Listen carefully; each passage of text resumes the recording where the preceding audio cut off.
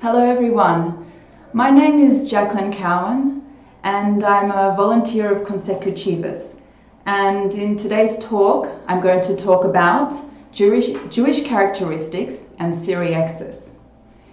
And for those of you listening today, I would just like to say if you have any questions throughout the talk, please feel free to write in the chat, send the message, and I will try to answer your questions.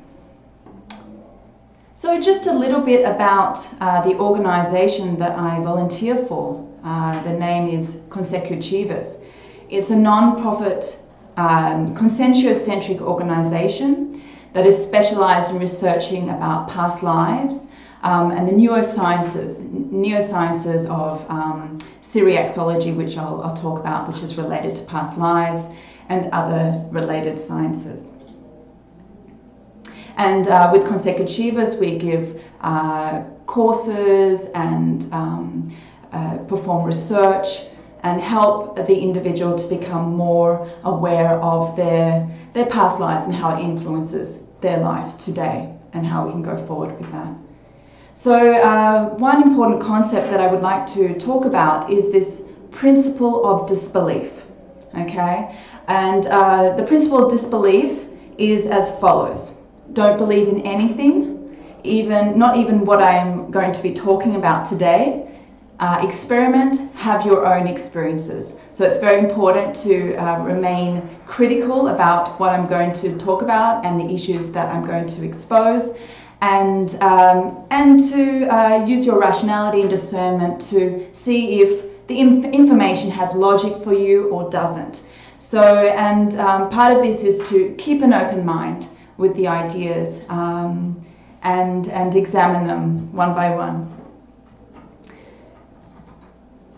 So in today's talk, I'll present to you a number of different issues, okay? So the first thing that I'm going to talk about is the Jewish group related to Seriexis, this important concept.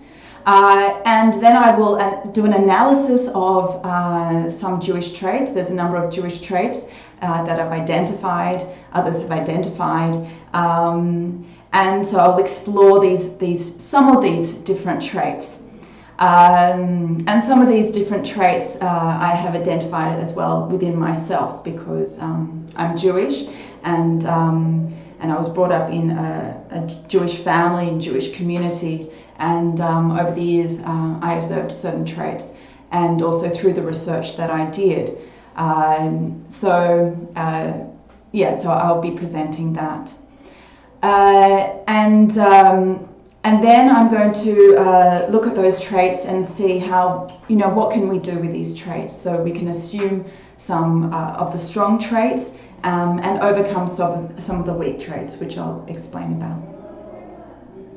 So why did I choose to study this topic? For one of the reasons which I've just already explained, the fact that I'm Jewish. And so I was born in this life into the Jewish group. And it's a particular type of group with particular types of influences. And I wanted to understand more about who I was and how the group influenced me, not just in this life, but over past lives. The point of providing or doing this research on the Jewish group and uncovering the different characteristics of the group is for my own self-research, to help me to identify certain traits which I have within myself, to overcome certain traits that I felt were limiting me, that I picked up from the Jewish group, and also to perform this hetero research to understand better the people within the group that I was raised with, within my group karma, okay? And finally, I wanted to also help dispel any taboos surrounding the Jewish group and to clarify certain issues and to treat the Jewish group with the greatest level of realism, okay, not putting them above or below what they really are. So just analysing in a very frank, realistic manner the characteristics of the Jewish group in order to help the people in the group to understand themselves better and to improve themselves and accelerate the evolutionary process. So an important concept that I also would like to talk about is Seriexis. So what is Seriexis? So I'll be looking at the Jewish group from the lens of Seriexis. So this idea that each of us, the consciousness, has had a number of lives, not just the present life, but a number of past lives, and will continue to have future lives. And so Seriexis, the definition is the series of continuous intraphysical existences that alternate with extraphysical existences. So we have one intraphysical life in the physical dimension, and then we die or go through dysoma, and then we have a life in the extraphysical dimension before going through that process again of resummating in a new physical body. So what makes a person Jewish? I would like to discuss this question. So to be Jewish does not only consider the one life. So there is the idea that, especially for a lot of people who are not aware of multidimensionality, the fact that, to be a Jew is to, it's a fixed and permanent state. You're born a Jew, you are a Jew, and that's the end of the story. and so the approach that I'm going to be taking is that, we are born into a Jewish, how can I say, existence. So we are born into a Jewish family, we have Jewish parents, and we are born into the Jewish community. However, in past lives, this is not necessarily the case. We may have been born into different circumstances, with a different culture, with a different religion, different gender, and so on and so forth.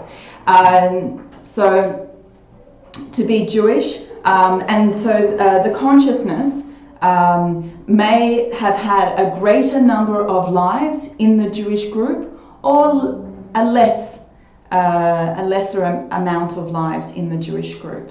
And this will influence us in this current life. And another idea that I would like to mention is that even though the person is not born Jewish in this life, it may be the fact that they have had a number of lives in the Jewish group in past lives.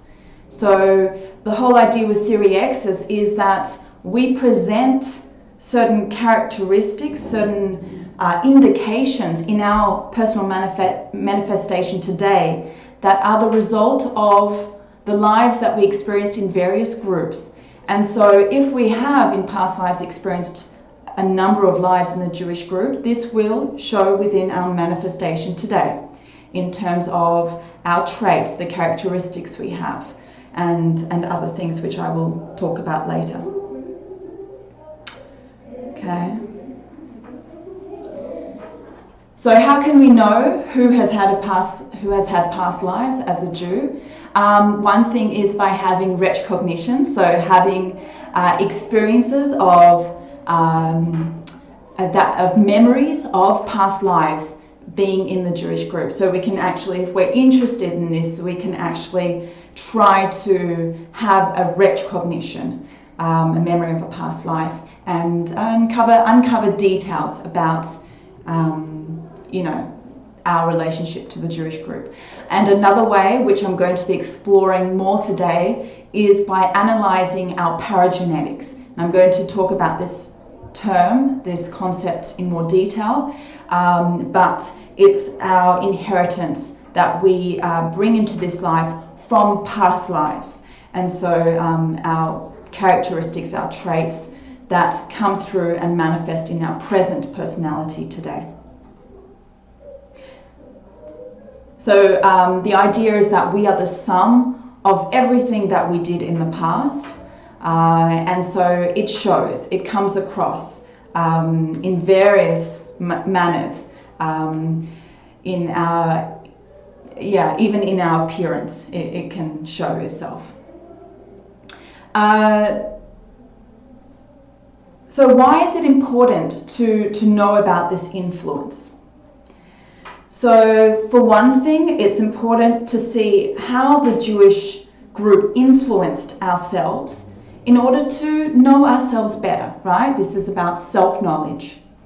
And also once you recognize these influences that the Jewish group has had on yourself, you are in a position to then assume those strong traits, those positive characteristics of the Jewish group, and also to recycle those weak traits within you. Another thing is to help you to develop this rapport with the Jewish group. Knowing that you had past lives in the Jewish group helps you to generate a greater connection with the Jewish group, and to not see them as being so distant from yourself. And all of us at some point, or a great majority of us, would have had at least one or a few lives within the Jewish group, or more, right? And so it helps you to understand yourself more deeply as a complex, multifaceted consciousness. And of course, to be able to then assist the group, right? So then let's have a look at the different types of inheritances that can influence the consciousness and personality that we have today. So the first one is genetics, right? We all know about this. The second is environment, or what we call nosology, and the third is paragenetics. So let's go through a little bit about each one. So the genetics, the study of heredity, and the variation of inherited characteristics. Okay, so this is the definition. So with genetics, the person who is born into the Jewish group will be born with Jewish parents, and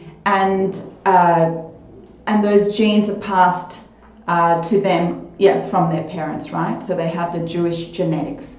And so this will influence, for example, the appearance that you have, and so you get common characteristics in terms of the appearance in the Jewish group as a whole, even though you have exceptions, right?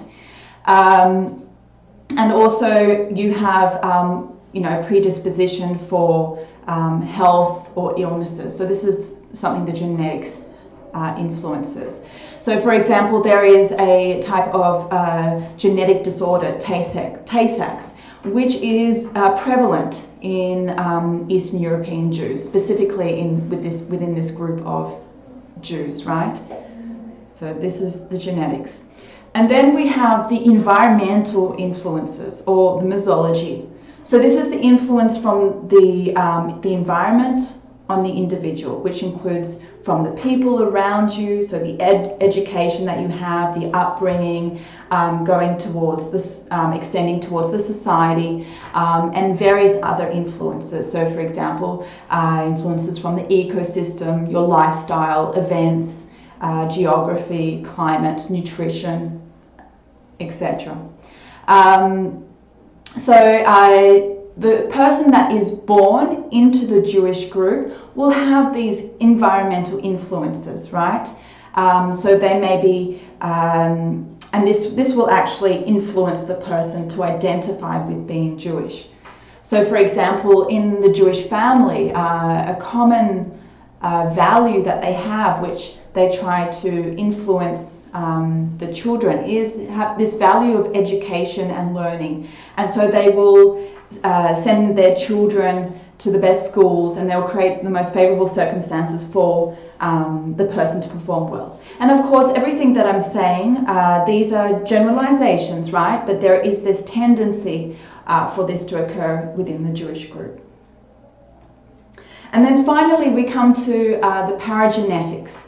And so what is paragenetics? It is the consciousness's own genetics, right? Or personal inheritance. Something that they have developed over previous human lives, and is recorded in the psychosome, okay, so our extra-physical body, which is, you know, beyond the physical body. And things that are included in the paragenetics is the traits, our charisma, talents, tastes, character, biotype, and birthmarks, and many other things, okay? So it's interesting that even though, an example of this is that even though the person is not born Jewish in this life, they still present characteristics that show the influence that they have been in Jewish groups, were born in the Jewish group in past lives. So, for example, their appearance, they may actually have an appearance that is Jewish, right? Even though they weren't born into the Jewish group this life. So we have a question. Marcelo is asking, do you feel Australian, I think? Yes. Or Brazilian at the same time? I think it's referring to being both Jewish and Australian or Brazilian at the same time, I think. Okay, so the fact that I feel more Australian or Brazilian? The question is, do you feel Australian or Brazilian at the same time? Ah, yes.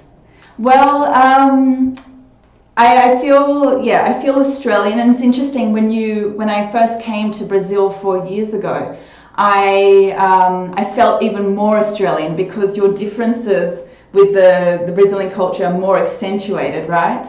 But over time, as I get to learn and about the culture, and I pick up certain traits, even though I still feel more Australian now than Brazilian, but still, it's I've started to integrate a few things within my own personality. So I've changed a little bit, and so that's interesting.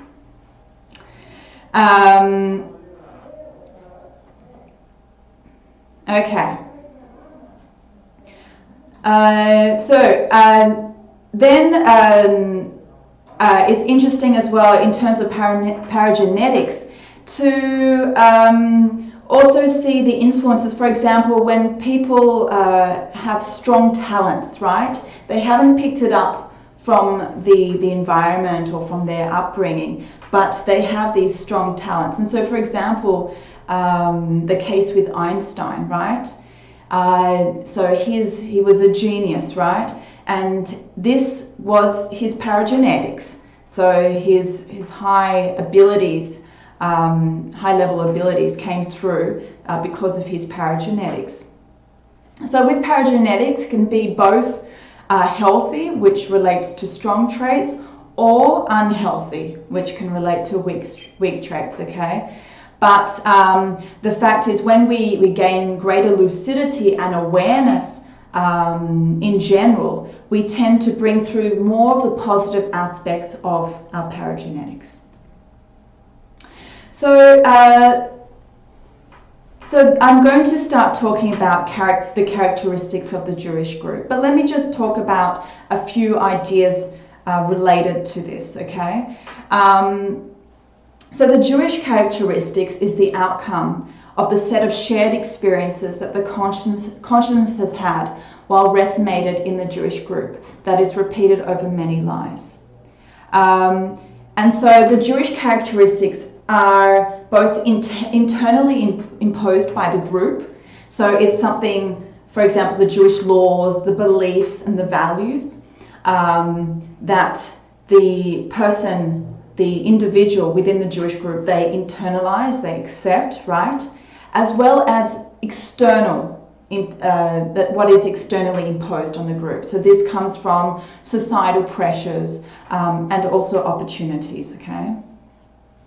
And one thing that I would like to make clear is that not all consciousnesses or people that are born into the Jewish group will present Jewish characteristics, right?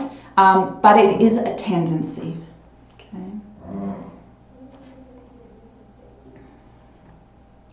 So with regards to the Jewish group, it's interesting to note that Judaism is more than 3,000 years old.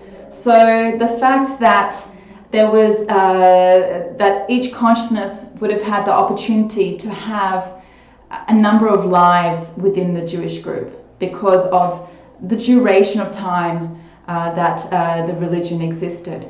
And in fact, yeah, so it's an old religion. And it's considered one of the oldest monotheistic religions. Okay. So let's have a look at a list of strong traits. And if you have any questions about this or any doubts, please let me know. So some of the strong traits that are identified of the Jewish group include intellectuality, adaptability, entrepreneurship, morality and justice, and creativity. Okay. And then we have a list of weak traits that I identified. Of course, there are more than this, as well as the strong traits, but here is a few of them. Victimization, religiosity, sense of superiority, materialistic, and bellicosity. Okay. So let's go through one of the traits here. So we'll start with a few strong traits. I'm not going to go through all of them, but let's go through a few, and then we'll talk about some of the weak traits. So the first trait I'm going to talk about is intellectuality. Okay. So the definition of intellectual is relating to the ability to think and understand ideas at a high level or involving ideas. And so the Jewish group has a strong history of learning and education and developing this intellectuality. So over time, the consciousness was able, through this group, they were able to develop this trait of intellectuality because of the favorable circumstances that existed over a long period of time. Okay, so the Jewish religion is situated around certain written religious texts. Okay, so the Torah and the Talmud. The Talmud being the Torah being the 5 books of the Bible, and the Talmud is additional written texts, religious texts. So from the 1st century onwards, it was actually seen as a religious duty and obligation for fathers to educate their sons. So it was, how can I say, all fathers were obligated to educate their sons in learning how to read the Torah. Okay, so this was the whole purpose of the education, was to read the Torah in Hebrew, and this was a way to remain connected with the faith and to keep the group connected with the Jewish religion, right? So because the Jewish group was expelled from Judah, sorry. I think it was 586 BCE, and so since then they were taken to Babylonia as captives, and they felt the need that they needed to have a written record of their religion, so that it would, no matter where they were in the world, the Jews could keep in contact with the religion, remain religious through having the written information. So because of this, the Jews started to value this learning about the Torah above all other achievements. So it would help, the purpose of this would help the person to achieve material and psychological well-being in this world and unsurpassed rewards in the other world, or extra-physical world. So this was the idea that they passed on. And so it's interesting that the Jewish group, they actually imposed these, how can I say, they socially excluded people who did not actually educate their fathers or were not educated themselves. So for these people, known as Haaretz, these people were socially excluded. So other people that were educated in the Torah, they weren't allowed to interact with them, or they weren't allowed to eat with them.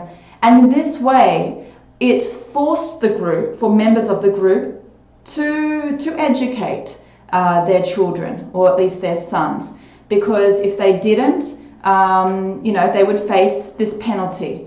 And especially for at least the first 500 years when this law was being implemented, the majority of the population were agricultural based, rural based, and it was a high cost to educate their sons, okay, because they were living pretty much at the subsistence level. And so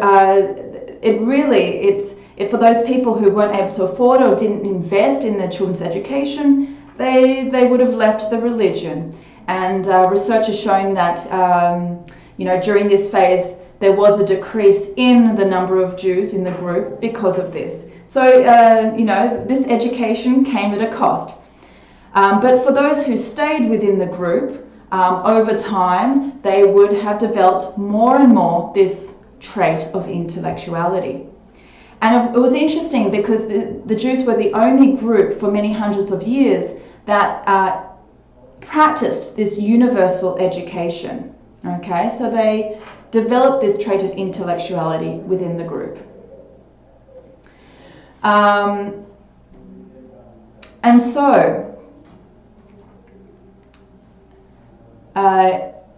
over time, this ability extended to other areas of the person's life, including secular activities and work.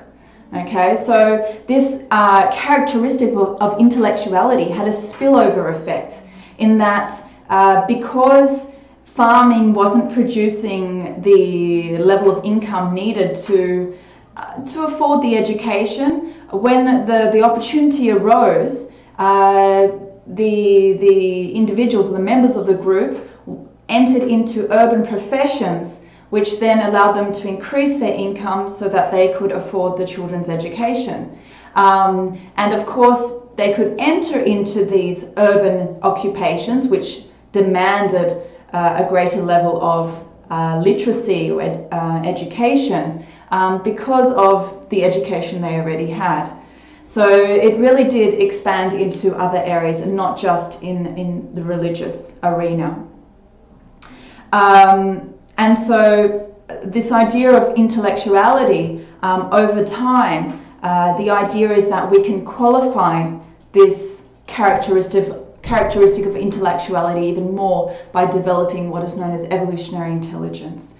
Okay, so using our intellect, our intelligence in favor of our evolution, and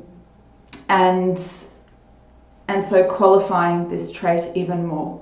And so we can identify within ourselves, do we have this trait of intellectuality? And of course, different groups also develop this trait of intellectuality. However, we can start to examine, how many of these traits that came from the Jewish group do we have within ourselves? Or if we are Jewish ourselves, do we have this trait of intellectuality? The next trait that I'm going to look at is the strong trait of adaptability. And so the definition of adaptability is the quality of being able to adjust to new conditions. And so since the expulsion of the Jews, right, from their homeland of Judah in 586 BCE, the Jews had slowly been migrating across the world, right, from one country to another. And of course, the reason for their expulsion, sometimes it was for economic reasons. Majority was because, they were expelled, but the fact is that they did migrate to many different countries. And while doing so, they developed this ability, this trait of adaptability. So this favorable characteristic that you can go to any location, a new environment, a new set of circumstances, new culture, new religion even, in the population, and you can successfully adapt, you can thrive, right? And also part of this is being able to detach from what you left behind, right? And put all your energy, all your investment into the new place that you are in. Okay, so this is something that you can analyze within yourself. Do you have this trait of adaptability? Are you able to go to a new place and adapt well? And so this is something, for example, I recognize within myself, helps me to adjust more easily when I came to Brazil. And so the Jews as a group, they became very successful in doing this. And of course, over the last 2,000 years or more, they've migrated due to various reasons, right? Okay, so let's move on. So the next trait is entrepreneurship. And again, the Jews have had a long history of being involved in occupations related to commerce, trade, and money. And other groups have as well, right? So the Arabs, Chinese, they've also had a long history being involved in these occupations, but the Jews as well. And their particular set of circumstances favored the development of this ability, and I will discuss this now. So, as I mentioned before, in the first half of the millennium, the Jews, like most other people, were farmers. They were involved in agriculture. However, because of this cost, right, of providing education, the Jews wanted to enter into, it demanded that they enter into a profession that generated a better economic return.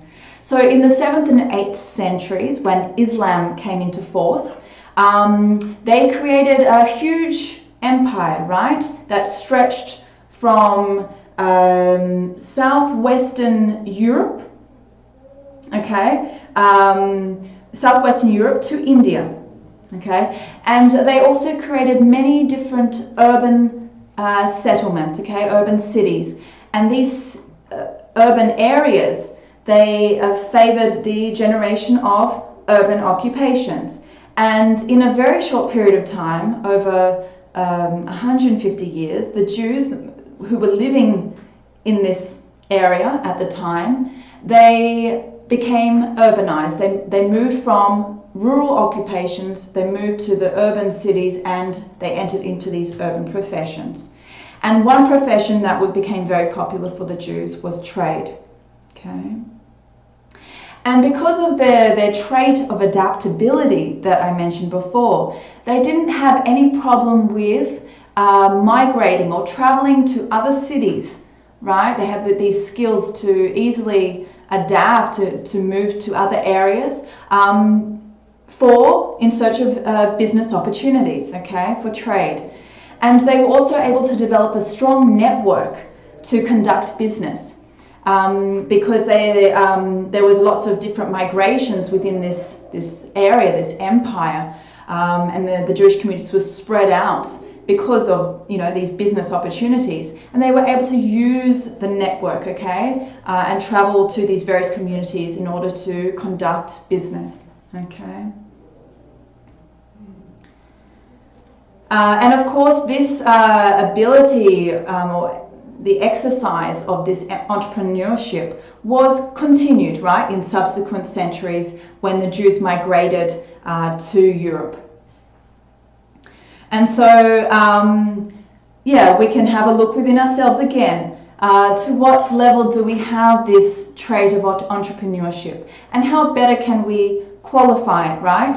Can we use it in a more evolutionary beneficial way, not just in terms of, you know, our profession, but also this ability to bring people together and enable assistential projects to occur, to be successfully realized. So then I'm going to talk about a few traits, okay, weak traits, and one of these traits is victimization. So the definition of the victim mentality is a person who tends to recognize themselves as a victim of the negative actions of others and to behave as if this were the case in the fact of contrary evidence of such circumstances. So the trait of victimization has its roots in the Bible. So we can see a number of stories that treats this theme of victimization. So for example, the story when the Jews were slaves in Egypt for many hundreds of years, and Moses came in and saved them through the work of God. And it's interesting because this story is retold every single year in one of the Jewish festivals. And so, what influence does this have, right, on the people or on the consciousness who is born, for many lives within this group, and, is constantly, retold. This story is reinforced about, them being slaves in the past. And the fact that, it wasn't themselves that saved themselves, it was an external force that came in and helped them. And so how would this influence the consciousness over time, right, in developing this trait of victimization? And of course, in addition to this, there was, the 2,000 years of experiences, of events that occurred, persecution, hostility towards the Jews, right, in various countries and areas in the world. So we can't, this influenced, of course, the Jewish mentality, right?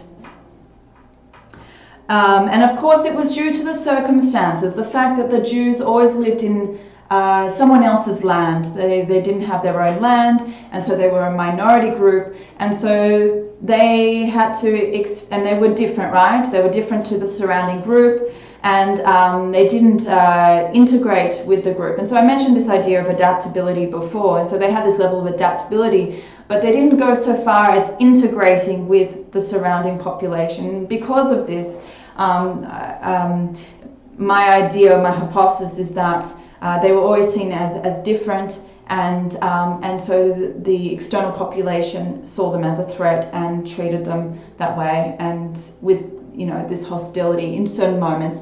And of course, this didn't always occur. So there was periods where the Jews flourished, where there was great, positive interactions between the groups, but there was also these moments of hostility and persecution that occurred, and this helped to reinforce these ideas of the consciousness being a victim as being part of the group. Okay.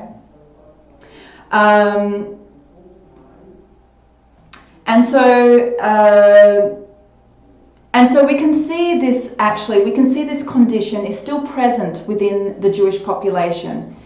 When Jews still maintain this victim mentality, even though they live in a tolerant and liberal society. So there's no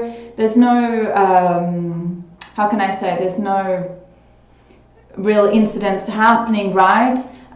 For example, in the United States. However, there's still this preoccupation with the idea that the people are victims. So, for example, the creation of the Anti-Defamation League, which tries to search for any cases or incidents of anti-Semitism.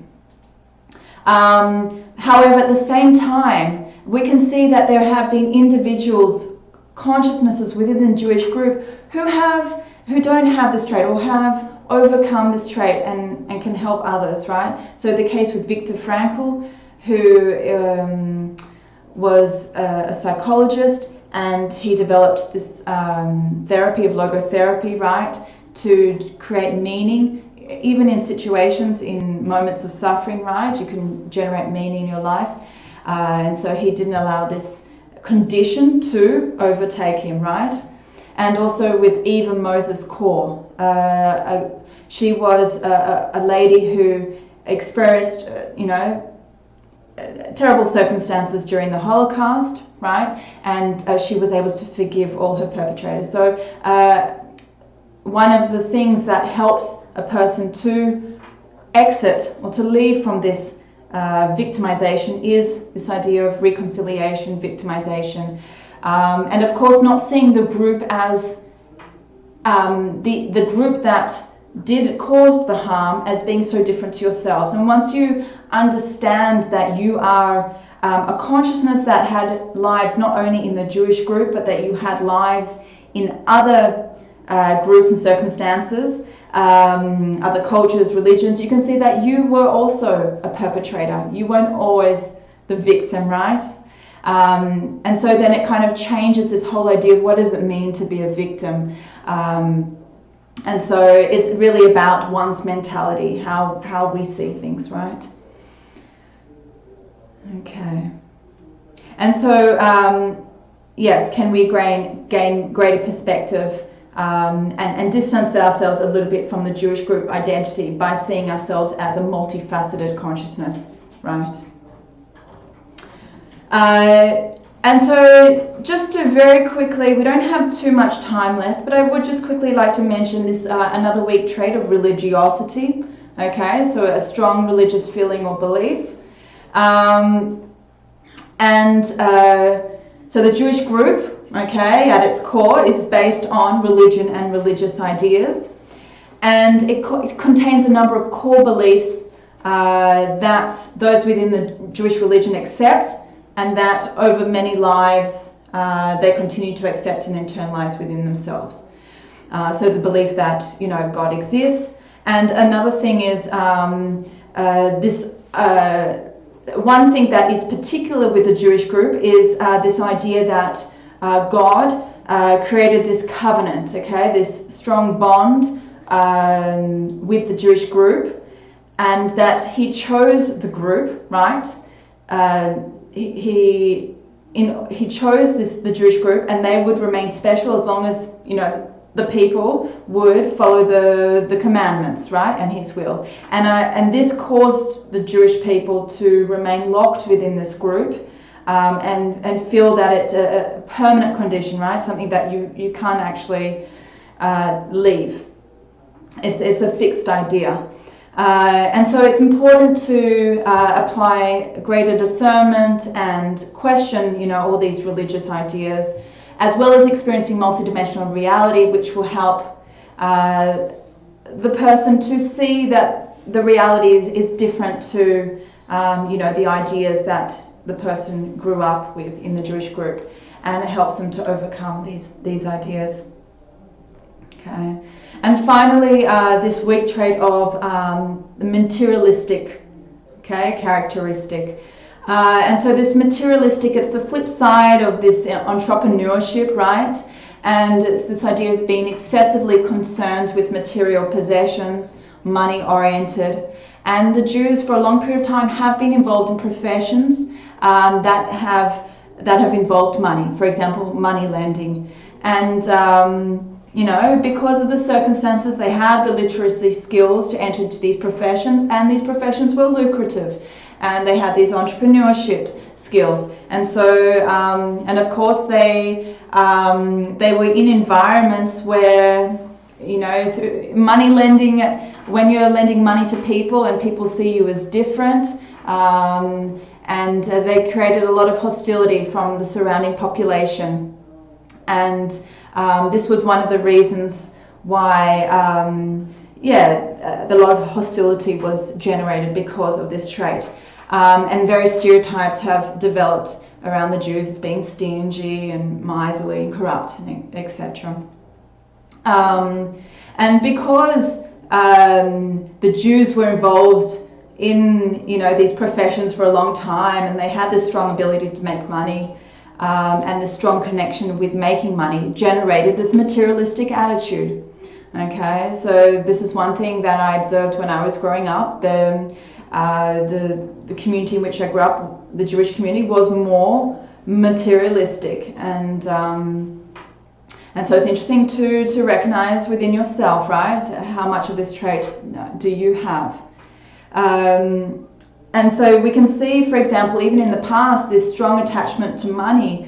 For example, there was a case in 1290 in England when King Edward I, he issued an edict forbidding the Jews from lending money at interest. However, he gave permission to the Jews to enter into other professions such as trading, crafts, agriculture. However, the Jews refused to do this, and eventually they had to leave the country. They were forced to leave the country. Okay. So just to sum up, there are other traits, but I've just mentioned a few of them. So the idea is that we are the sum of our past, okay? And the accumulation of certain types of experiences and certain groups, which shows up in our manifestation.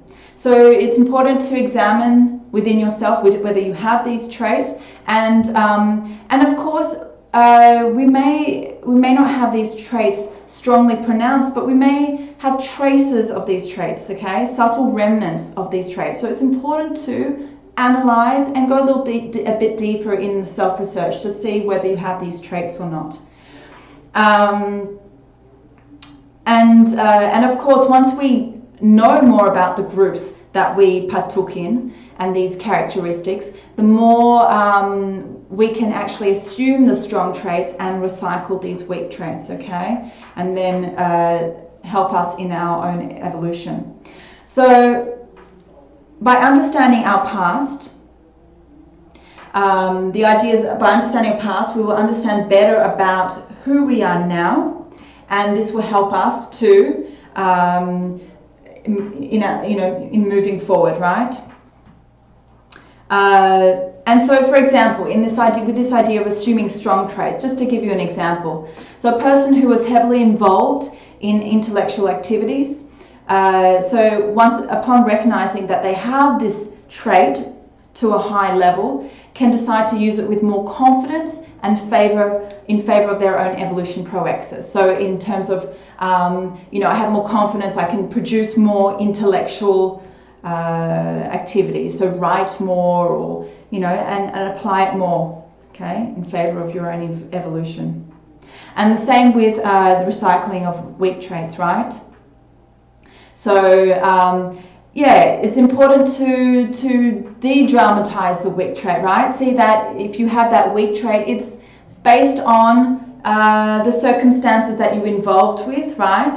The incorrect use of the trait, over time, over, many past lives, and which we have brought through into our current life. And it's important to treat with realism, right? The fact that you have this weak trait, that the Jewish group as a whole has these weak traits, and how we can start to overcome them, right? To work towards recycling them. So, for example, we can actually use our strong traits to overcome our weak traits. So what are those strong traits in the group? For example, intellectuality, and use that to overcome the victimization. So by using our rationality, our discernment, researching, even disputing certain ideas that we have, and this can help us to overcome, these weak traits. So thank you for listening. If you have any questions, please let me know.